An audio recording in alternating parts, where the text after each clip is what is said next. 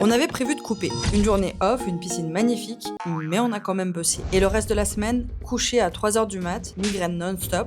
Là, il faut vraiment que ça change. On avait besoin de souffler, donc lundi, on s'est offert une journée au bord de la piscine. Mais il faisait froid, on n'a pas vraiment pu profiter, et surtout, on n'a pas décroché une minute. Bon, faut vraiment qu'on apprenne à couper parce qu'à part claquer de l'argent, on profite même pas. Mardi, notre challenge 3 jours a débuté. Et comme toujours, on veut offrir le meilleur à nos participants. Créer un maximum de valeur, pas juste cocher une case. Alors forcément, coordination, contenu, équipe, live et coucher à 3h du mat chaque soir. Mais à peine ce challenge lancé, on travaille déjà sur le prochain. J'ai dû tourner plus d'une vingtaine de vidéos cette semaine tout en gérant le pôle marketing. Gérer tout ça, c'est un énorme pari et franchement, ça me coûte parce que je suis totalement au bout de ma batterie. Et quand t'es épuisé, que tout s'enchaîne, tu t'accroches aux seules choses que tu peux encore contrôler. J'ai bu, encore et encore. Ma gourde de 2 litres ne m'a pas quitté. Mais c'est bizarre, plus je bois, plus j'ai soif. Une détox peut-être.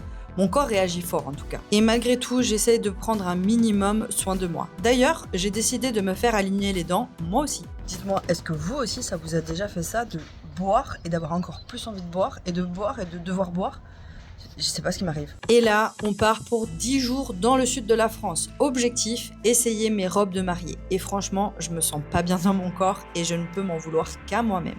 Je me cache un peu derrière ce que je raconte, mais cette semaine, le sport, c'était zéro. Bref, cette semaine, on part vivre des moments importants et je veux vraiment apprendre à profiter du temps présent. Je vais devoir lâcher un peu tout en gardant un œil sur l'entreprise. Mais ce moment-là, je veux pas le vivre à moitié. À notre retour, il va vraiment falloir qu'on change les choses. Il faut qu'on sorte de ce mode survie. Il faut qu'on apprenne à se réorganiser totalement.